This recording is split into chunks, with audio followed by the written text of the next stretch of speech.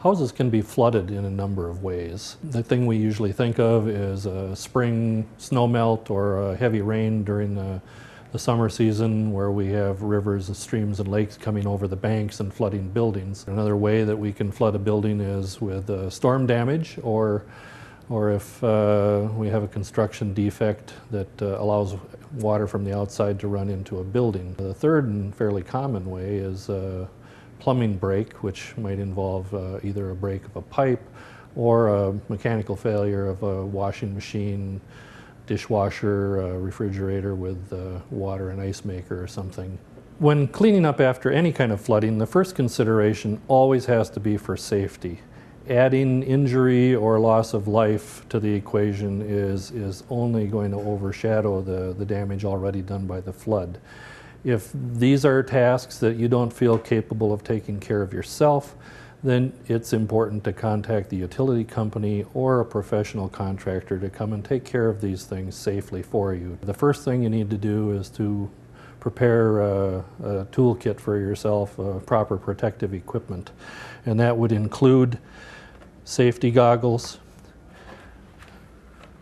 heavy rubber gloves, an N95 mask to protect yourself from all the particulates you'll be raising, dust and dirt, rubber boots, and other protective clothing. After the real dirt has been removed, it's important to come in with clear water and rinse everything down, and then begin the cleaning with the regular household cleaner. It's important to open up the windows and doors and bring in the fans and try and move as much air as possible through the house.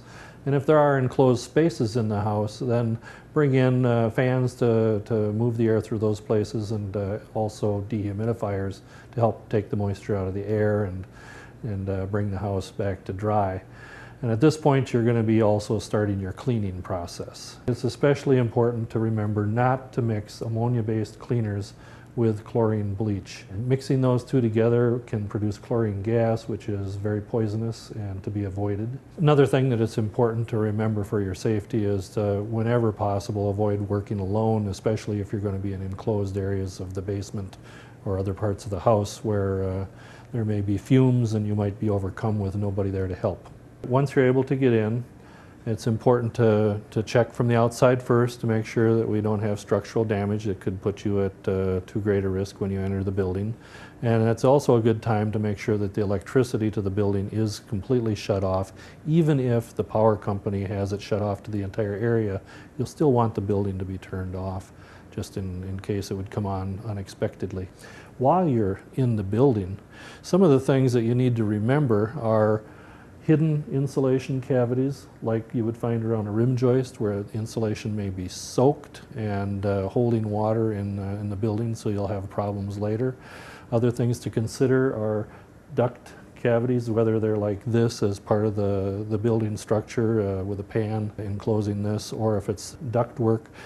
If they've been flooded, they need to be cleaned so that you won't end up bringing mold spores through the entire house through that distribution system. And there may be plywoods that will swell and come apart. These products will have to be removed. And in addition to the plywoods and sheetrocks, which are not going to survive a long soaking by the floods, wall cavities, especially insulated wall cavities or wall cavities against, or the insulated cavities against basement walls, will have to be removed so that the scrubbing can be completed against the entire outside concrete wall. If we trap water or we trap any of the contamination in this area, it's only going to become a problem and need to be cleaned again later, and it'll probably only be worse.